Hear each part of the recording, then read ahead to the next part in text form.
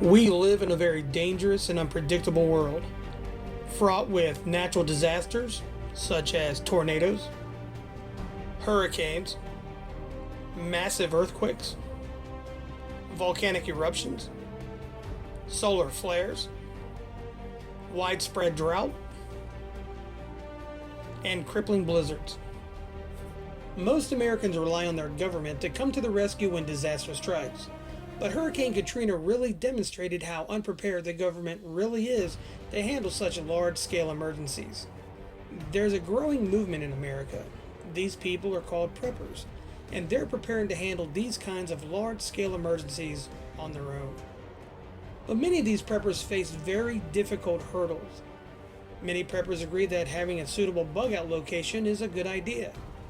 Few, however, have the financial resources to purchase the land, develop it, stockpile provisions, and then have the extra time to guard it. Another hurdle that plagues most preppers is not having sufficient numbers to adequately defend themselves, their family, and their resources. Many small prepping groups believe that they may in fact have sufficient numbers to defend against a starving herd of refugees. They may have a well-fortified position, guarded by well-armed and well-trained individuals. They may be able to successfully ward off a large hostile group of 500 or more. But what if it's a lot more? How about 1,000 or 5,000? Some prepping groups have the numbers, the location, and resources, but they lack another easily overlooked critical element: that's strong leadership and a well-defined organizational structure. And then there are those groups that have it all. They have the numbers, a great well-fortified bug-out location, stocked with all the provision that you could ever want, and they have a great leader and an organizational structure that's sound. But what about having the right kind of people with the right skills? Do they have properly trained medical staff to deal with disease, sickness, or injury? Do they have FCC licensed ham operators to communicate effectively? Does the group have a long-term strategy to develop their own ammunition, alternative energy, and transportation? What about waste management and large-scale water purification?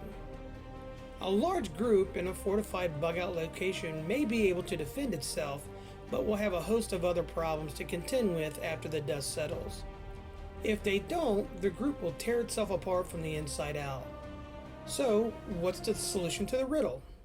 Well, enter stage right, the Independent American Network, also known as IAN. In the 18th century, we had the Industrial Revolution. The 20th century, we had the Information Revolution. Today, in the 21st century, we will have what will be known as the Prepping Revolution. And IAN will lead the way through innovation, education, training, leadership, unity, and a rock-solid plan that will produce results now, so we'll be prepared later. Now, that's a pretty bold statement, which begs the question, what is IAN? Legally speaking, IAN is a nonprofit educational organization with a self-perpetuating board with non-voting members and with a charter based around educating and prepping our members to manage large-scale emergencies and to help get our homeless veterans off the street. Now, practically speaking, IAN is a nationwide network of like-minded independent American preppers who have decided to leverage their collective skills, resources, and time. We cross-train with each other, sharing skills and ideas online and in groups. More importantly, there's a genuine concern and trust within our group, which is sorely lacking in other groups. Everyone is respectful of each other. Everyone shares their ideas, and then the leadership team identifies the best prepping ideas and puts them into practice. Now, it's okay to disagree with an idea or policy, but arguments, verbally attacking or threatening other members is the quickest way to find yourself on the outside looking in. So what sets IAN apart from everyone else? The quick answer is absolutely everything. But let's take a closer look. We'll start with the big picture. IAN is divided into two groups. You have your regular members who pay their membership dues and for that receive access to our education, training, events, IAN facilities, etc. Our members are also given the opportunity to recommend changes to the organization and to vote on matters that are approved by the National Administrator. On the other hand, you have our amazing organization which is comprised of our executive leadership team and our 6 departments. It's important that you understand how our group works, so why don't we start at the top and work our way down? Our executive leadership team is comprised of the national administrator, the national regent, the 8 regional administrators, and the 6 department heads. The national administrator manages the entire organization. Assisting the national administrator is the national regent, who assists with all executive level matters and acts as the national administrator's proxy when necessary. To better manage our nationwide organization, we have divided the United States up into 8 different regions that the 8 regional administrators will oversee. To finish out the executive leadership team are the 6 department heads, who manage their respective departments. The 6 departments include the Crisis Management Department, which is the largest and the most important of all 6 departments. In fact, the other 5 departments exist to support the Crisis Management Department, which is responsible for educating, training, and prepping our members and supporting our homeless veterans. Next, we have the Production Management Department, which is responsible for manufacturing prepping products. This is to stockpile for emergencies, research and development of alternative energy, communications, transportation, and special projects, and to market to generate revenue to support the Crisis Management Department. Next, we have the Service Management Department, which provides services to our members as part of their membership benefits and the general public to generate revenue to support the Crisis Management Department. Next, we have our Sales and Marketing Department, whose sole purpose is to generate additional revenue to support our Crisis Management Department. Next, we have our Accounting and Compliance Department, who is responsible for managing the finances of our organization and to ensure that we are always in compliance with all local, state, and federal regulations. Last but certainly not least, we have our Information Technology Department, which is responsible for managing all of our network and communication systems. As an American nonprofit corporation, we will compete in several industries including product manufacturing, agriculture, and valuable services. As an American prepping group, we will provide the most comprehensive education and prepping training curriculum available by the most qualified individuals we can find. You might be wondering why so much emphasis on revenue generation. Well, the fact of the matter is, a great plan without the money to make it happen is just like a great race car without the fuel to make it go. So sure, it looks pretty, but it'll never get the job done. And our plan requires a whole lot of money. So that leaves us with 2 options. One, we can squeeze our members for thousands of dollars each year, or we can develop our own means of generating new revenue by putting Americans to work, earning a decent wage, hire homeless veterans to work in them, and set a new standard in the prepping industry. For the record, we have decided to go with Plan B. So, instead of bleeding our members dry trying to achieve prepping goals, we decided to make it extremely affordable for anyone to join our group. By cheap, I mean $10 per year cheap. That includes the member and 9 others. That includes your dog or cat also. So, that breaks down to $1 per person per year. For that, the member will receive an Ian photo ID and 9 wristbands for their family, friends, or pets. This will give them access to all of the education, training, and Ian facilities and events all across the country. Now that we have a general understanding of what Ian is, at least at the 5,000 foot level, and what the dues are and what you get in return, let's take a closer look at the department that you'll be interacting with the most, and that is the Crisis Management Department. Unless you become an employee of Ian, you will most likely never interact with any other department anyway. So, the Crisis Management Department is managed by the department head. Each department, including the Crisis Management Department, is made up of teams. The Crisis Management Department is made up of 7 teams. The largest team within the Crisis Management Department is the Crisis Management Team.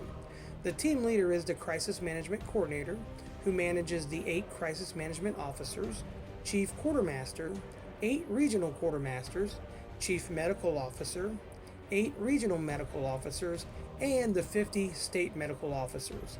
This team is responsible for responding to large-scale regional or nationwide emergencies. They will provide a wide range of services from setting up temporary medical stations to providing direct medical care to those members directly affected by the event. The second team is the Crisis Management Department, is the state leadership team. This team is made up of the Master State Director, who is the team leader. The Master State Director manages the 50 state directors and the hundreds of county coordinators. This team is responsible for managing and developing their respective state and counties. They will work with other teams in the Crisis Management Department to ensure that all their state and county members receive the education and training they need to be prepared. The next team is the Tactical Training Team. The team leader is the Tactical Training Officer, who manages the 8 regional training officers. This department is responsible for training our CERT teams, which are our Security and Emergency Response Teams, or just CERT. Our CERT operators are certified in ham radio operation, land navigation, first aid, CPR, CCW, and a host of others. Their primary role is to provide physical security for all IAN facilities and to provide additional services such as search and rescue, evacuation, and similar services during a natural disaster or large-scale emergency. The next team is our National Training Team. The team leader is the National Training Officer, who manages the 50 state training officers. This department is responsible for setting the national curriculum, testing, training, certifications, etc. for all IAN members. The next team is the National Communications Team. The team leader is the National Communications Officer, who manages the 50 state communications officers. This department is responsible for setting the national curriculum for learning how to purchase, program, and use ham radios during a crisis. They're also responsible for helping all IAN members study and pass their ham radio exam. This team will act as our communications infrastructure in the event that conventional communications are disabled due to a regional or nationwide crisis. The next team is the Emergency Response Team. The team leader is the Emergency Response Officer, who manages the Veterans Guard Coordinator, the IERP Coordinator, and the Conflict Resolution Officer. This department is responsible for managing the Veterans Guard program designed to assist homeless veterans, the Individual Emergency Response program designed to assist members who have fallen on hard times, and for resolving disputes between members or dealing with members who have engaged in inappropriate behavior within the group. The last team is our National Recruiting Team. The team leader is the National Recruiting Officer, who manages the 50 state recruiting officers. This department is responsible for recruiting and vetting all IAN members. So, most would agree that IAN is a pretty amazing prepping group doing some pretty amazing things. We have an impressive organizational structure designed to manage any emergency or external conflict. But what about internal conflict? You have thousands of people from all walks of life all over the country, and everyone's different. How do you possibly manage a beast like that? Well, it all starts with our recruiting and vetting process. You see, we can teach anyone how to purify water, build a suitable shelter, or defend themselves, but we can't teach a good heart. If you're the kind of person who wants to work with others, to share ideas and learn and grow and be part of something great, then IAN is for you. If you believe that we live in the greatest country on earth, but our government may need a little work, then IAN is for you. If you believe that diversity is a strength and should be embraced, IAN is for you. If you feel that you have a lot of good ideas that could help us grow and become better, then IAN is for you. However, if you belong to the Nazi Party and believe that your race is superior, you should probably not apply. If you embrace any ideology such as Sharia law, where women are treated like animals or property with less value than men, you will probably be happier with another group. If you enjoy drama, stirring the pot, arguing, or just seeing how far you can get under people's skin, then you should probably spend your time getting on the Jerry Springer Show and not applying to IAN. However, If you like the fact that structure, leadership, and protocols are in place and want to be part of it, then Ian is for you. If you feel that being appointed to a vacant Ian leadership position would be a rewarding experience, then Ian is for you. If you like the idea of having unlimited access to the National Administrator to address your concerns of how the group is being managed or with a particular policy or procedure, then Ian is for you. You see, those that like where we're going are welcome to come aboard, grab an oar, and help us get there. We all row in the same direction, we all march to the same beat, and it works. Now, it's not for everyone, but for those who embrace the idea, it's going to afford them and their family access to the most amazing prepping group in the world. Okay, so what have we learned so far? The Independent American Network, also known as Ian, has an amazing vision, a strong organizational structure that works, only accepts candidates that are serious about prepping and that are willing to interact, help, and learn from other members. Now, this is a very important point and it can't be overstated. Ian doesn't have inactive members. Let me say this again so it's crystal clear. Ian doesn't have inactive members. Every single member participates in group discussions, group training, educational events, and drills. We get together and grill out. We go camping together. We know each other and we know each other's families. How else are you going to trust each other when your lives and the lives of your family are in jeopardy? Ian members actually believe that we have some very, very difficult times ahead of us. Ian doesn't exist to swap dandelion recipes. However, there are some very good ones. We are here to help each other prepare for some very difficult times and have no room for anyone else with some other type of agenda. Now that you have a good idea of who we are, let's talk a little bit about what we do and what we learn. We have multiple curriculums that cover virtually every aspect of prepping by some of the most qualified instructors in the prepping industry. Shortly after you become a member, you'll take a couple prepping assessments that'll identify your strengths and weaknesses.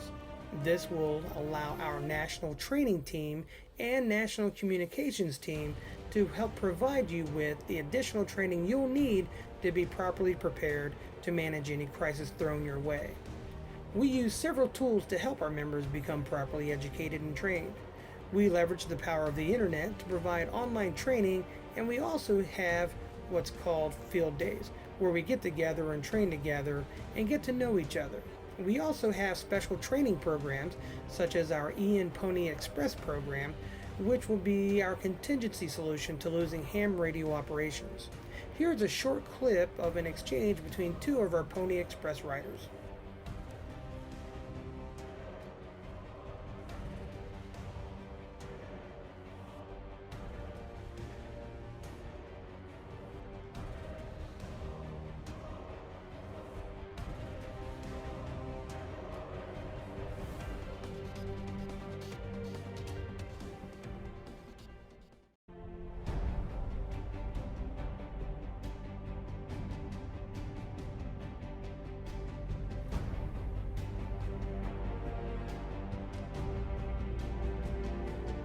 Now that you know who we are and what we do, let's talk a little bit about where we're going and how we're going to get there. So now it's time to explore one of the most unique and critical elements of our long-term strategy, that being our Ian Safe Zones. We have three different types of Ian Safe Zones. You have our national headquarters, regional safe zones, and state safe zones. We have our national headquarters, which has all of the elements of a regional safe zone with the added dimension of a national headquarters, which we'll call the Great Hall. The name of the safe zone that houses our national headquarters will be called Fort Haven. Fort Haven will be our first safe zone and will be located in Ohio, which is part of Region 6, which includes Ohio, Kentucky, Indiana, Michigan, West Virginia, Tennessee, and Pennsylvania. Fort Haven, like the other 7 regional safe zones, will be between 100 and 500 acres in size and will be either one large body or will be several smaller parcels of land in close proximity to each other. Now, this is going to depend upon the cost and availability of land at the time of purchase. Fort Haven, like all Ian safe zones, will be a self-sustaining body with a small industrial complex, agriculture, market, medical center, house of worship, communication center, command and control center, water treatment plant, waste management system, alternative energy matrix, and a host of other essential elements. The primary difference between the three different safe zones will be the size of the safe zone and who will manage them. The national headquarters will be managed by the national administrator. The regional safe zones will be managed by the regional administrators, and the state safe zones will be managed by the state directors. Safe zones will serve several critical purposes. One, they'll serve as a bug-out location for all members within the state or region. Each member will be provided with suitable long-term shelter, food, water, medicine, security, and have access to qualified medical care. Second, they'll function as high-value revenue centers, offering training, providing services, and manufacturing products. Many of these products will be stored for future use by our members in the event of a crisis. When Ian reaches full maturity, all leadership positions will be filled. We'll have members in every county in all 50 states. Each state will have its own safe zone, which will be supported by the 8 regional safe zones. All county CERT teams will be trained and certified. Regional and nationwide drills will be ran smoothly with little breakdown in communications or execution. Each safe zone will be properly supplied with the necessary provisions, and all members will be properly trained. This is where we're going. Once we reach this point of full maturity, it won't matter what's thrown our way. This is the shared vision of all Ian members. This is where we want to be. We have built an amazing vehicle, capable of performing amazing feats. But like any mechanism, without the fuel to make it go, it just sits there and becomes a pipe dream. The fuel is money, the grease is stages, and the key to making it all happen is achieving the smaller goals or stepping stones that help us reach the next. This is how Ian will achieve its full maturity status. All the hard work is already done. The blueprint is finished. All that needs to be done now is for everyone to follow the plan. Here's a condensed, oversimplified version of the plan. We create a small group of members and leaders who care about each other. We then design a grand plan with stepping stones that helps us get from where we are to where we want to be. We then move to Facebook and recruit new members so we can grow. After we've done that, we start charging members $60 per year to help generate enough revenue to file for our nonprofit status. Now, after that's done, we drop that down to $10 to significantly increase the number of members. We then set up our own website and only use Facebook as a recruiting tool. We leverage the power of the internet and our new web-based home to communicate, train, open our online store, and grow as an organization. Now we have 2 revenue streams, one from our members and one from our online store. Once this is accomplished, we go out and we seek sponsors to advertise on our website. Now we have 3 revenue streams. Once this is accomplished, we open up our sales and marketing department. Now we have 4 revenue streams. Then we go out and we open up our very first manufacturing plant, which will manufacture ammunition and alternative energy products. Once this is done, we purchase the land that will become our national headquarters and our very first regional safe zone. Once Fort Haven is fully operational, we purchase and develop our second regional safe zone. Once all regional safe zones are up and operational, we begin to develop our state safe zones. Wow, we really covered a lot, didn't we?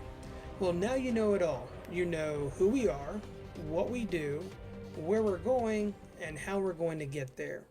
Now the ball's in your court. Now you have a decision to make. If you like where we're going and you want to help us get there, after the video, click on the Join Now button. If you're interested in joining but you need a little more information before deciding, click on the Questions button. Fill out the form and one of our state recruiting officers will get in touch with you. If you feel as though this isn't going to be a good fit for you, simply log off and we wish you the very best. If you're ready to apply for membership, after hitting the Join Now button, you'll be redirected to another page where you'll answer some very simple yes/no questions to determine if you'd be a good fit for our group. Based on the answers you give, you'll either be automatically admitted or declined. If you're declined but think there might be some problem with our system, you'll have the option to appeal. Simply hit the appeal button, fill out the form, and the state recruiting officer will get back in touch with you. If you're accepted, you'll be sent to another page where you'll fill out an acceptance form, pay your $10 annual dues, and sign your liability waiver. And please don't forget to have the other 9 members of your family, unless one of them is your pet of course, log in and sign their liability waiver also. Again, thanks so much for your time and interest in joining the Independent American Network. Semper Paratus, I look forward to seeing you soon.